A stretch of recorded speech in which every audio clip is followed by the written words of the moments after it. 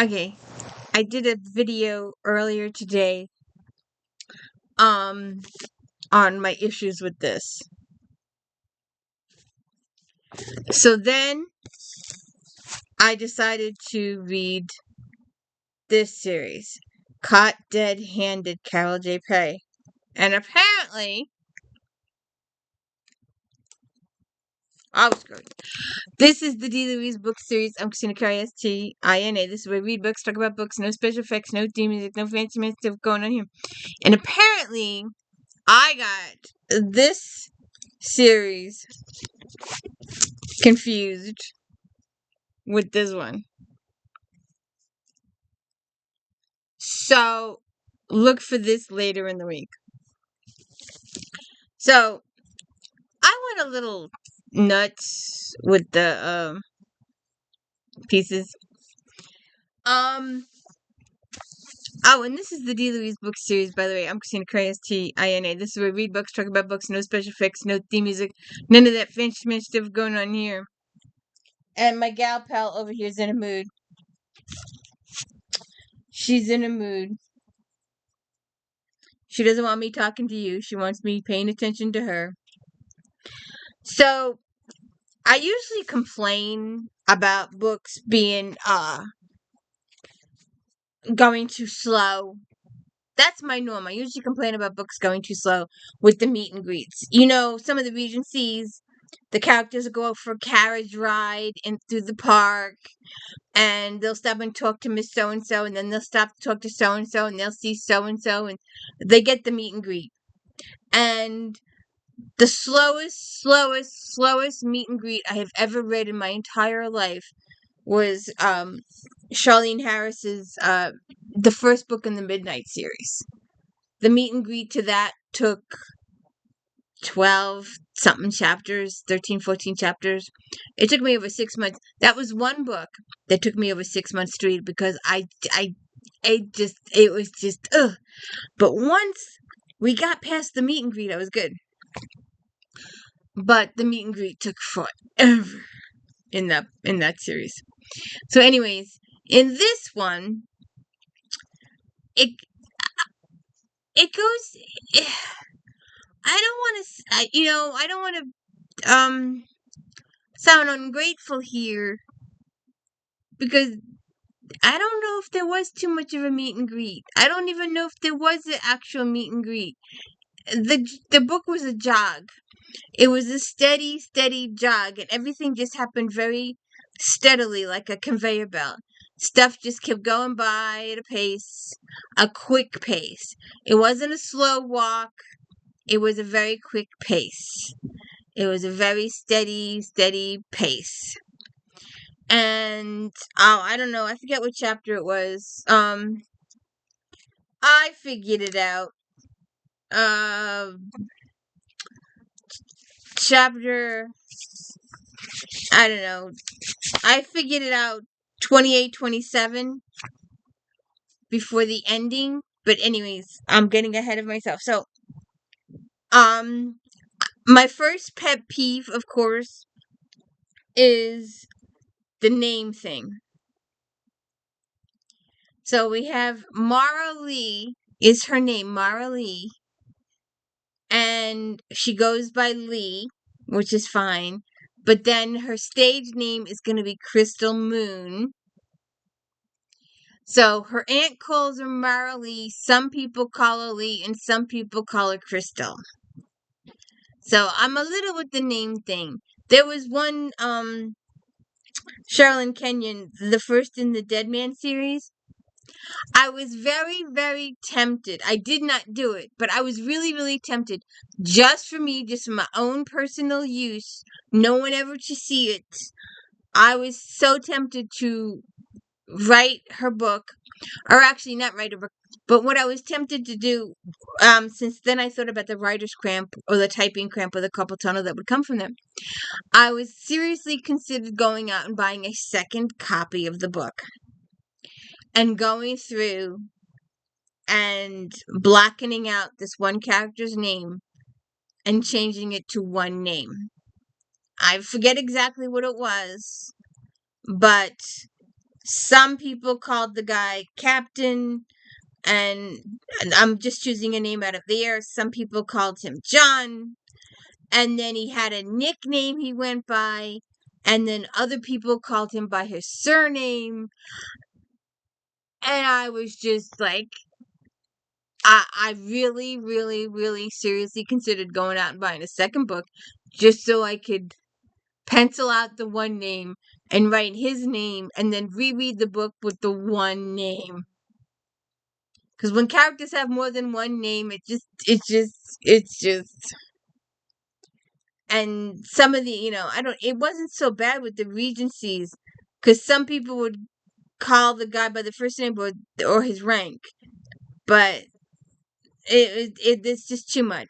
So, anyways, then we have her Aunt Ibby, or Isabel, and Rhonda's receptionist, and Mr. Doan is and then we never see Mrs. Doan, and I was leaning toward there not being a wife and he just made her up, or she's been deceased for a little while, and but that wasn't true. But I was going all different places with Mrs. Doan's identity. George Valen, and then his supposed sister Janice, and Detective Pete Mondello, who may or may not be a love interest in the future books. And I'm telling you, I'm probably a one and done right now.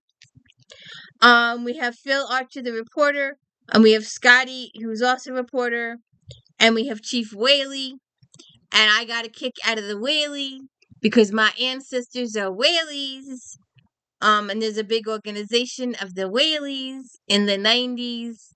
Whaley was a huge, massive surname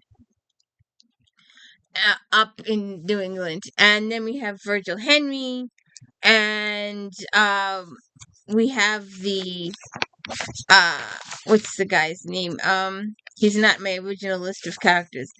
Mr. Lipka, Jin Lipka, the cab driver, and River North, another lady who does readings, and Scott Palmer is the other reporter, and he uses Lee or Crystal or Marilee for his own purposes of reporting. I really didn't like the fact that I didn't know how the author was going to go. I was thinking my ideas were that Pete might be the bad guy. I mean, not Pete, Scott might be the bad guy, and he's using her to keep track of her, but he was actually using her for reporting information, getting on the inside track, because he was new to the station. She was new to the station, so he was using that. And I was hoping it wasn't true,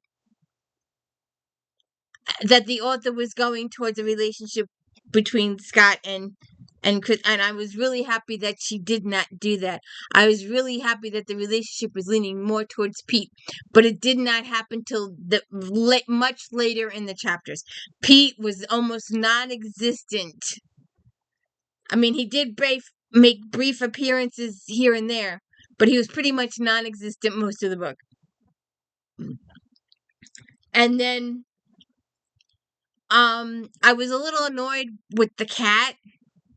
I was hoping the cat would have special powers or something, just something small.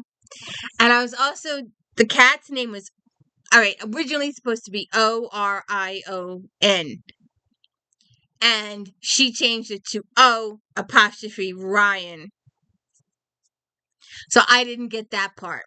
I didn't know why she had to do it that way. And I'm telling you that if you use the Microsoft dictation and you say that word, it will spell Orion. Or at least it did the way I pronounced it. Then I had this first issue. My very first issue was that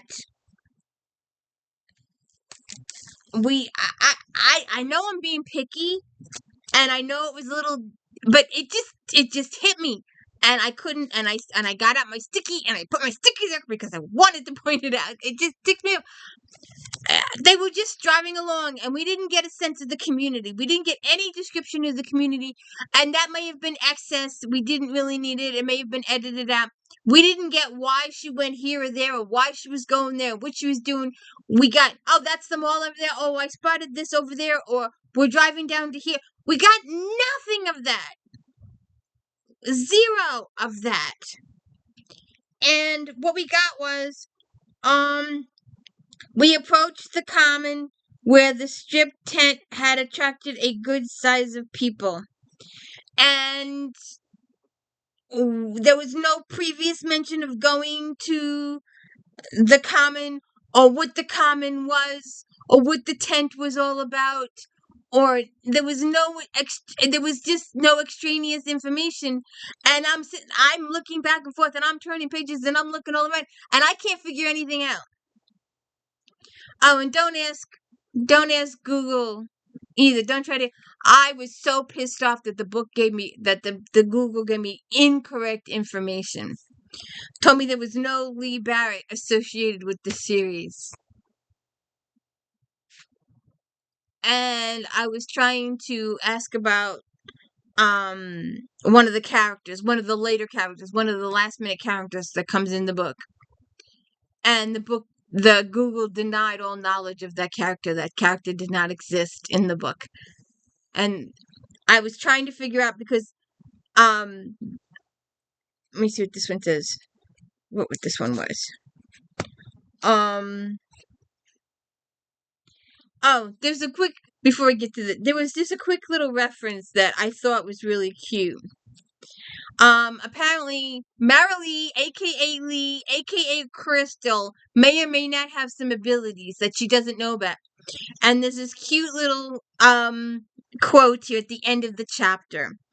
I remembered Ghost pretty well, loved Patrick Swayze in it, so a quick read of Ariel's notes would be all I needed to do for the intro. I skimmed through the part about Molly and Sam's love affair, Sam's murder, and the realization that he was a ghost. Even when I was comfortably warm in Ariel's velvet cape, I shivered when I read the description of Whoopi Goldberg's character, Oda Mae Brown. Oda Mae Brown was a phony psychic who didn't even realize she actually had powers. So anyways. So she goes down. She's doing this psychic stuff, and she's doing the introduction to the night TV show, and we're going this straight line, and we're doing all this stuff, and we're doing all this stuff, right? And we're going there, we're going there, we're going there, we're going there. So then a boss calls her up and goes, "Look, since you're from Florida, and since you know Florida, can you go back to Florida? Yes, you'll miss your show. Your show won't be on that night. But I need you to go and do reporting stuff down in Florida. I can't give you credit for it, because if I give you credit for it, people are going to want to know why the crystal lady, the tarot card lady, is doing a hard news interview. But we need you to interview this guy for the ratings thing, and we'll work it out so that we'll give somebody else credit for it." Yeah. So, this confused me, and this is why I did the Google, and this is when Google told me that it says, Sergeant Major William Joseph Allen himself bailed me out of that particular situation. Is that you, Miss Barrett? Where you been? You a sight for these old eyes. Get your cutie little self right on in here. With scarcely a glance in the direction of the detective, I hurried to his bedside. "How you doing, Sarge?" I shamelessly adopted the nickname everybody seemed to use, hoping it added to the illusion that I had some personal connection with the man. And since he obviously recognized me, perhaps in some sense I did. And and Google said the character doesn't exist. So muff you. And so then, like I said, I was thinking the character was this, and then I was thinking the character was that. And then when she interviewed this guy, Mr. Valens, I'm like, it's definitely, the murderer is definitely one of these two people. And then they bring in a hypothetical third person, and it could be the third person. And not once, but twice, possibly 3 times, she confronts the possible murderer. And I'm sitting there going, what are you doing? You don't confront the killer. Not by yourself. You just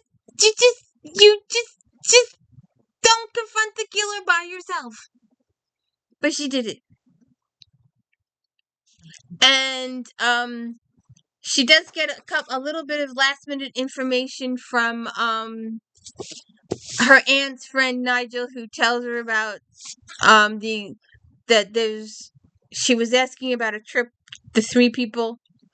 She was asking about George, Willie, and Janice, and there was no record of Janice anywhere. And she was thinking that Janice was using an assumed name. And then there's a newspaper article about the mother's death and how traumatic it was, blah, blah, blah. So I think I'm gonna leave it right now. I don't know if I'll be back to it. But,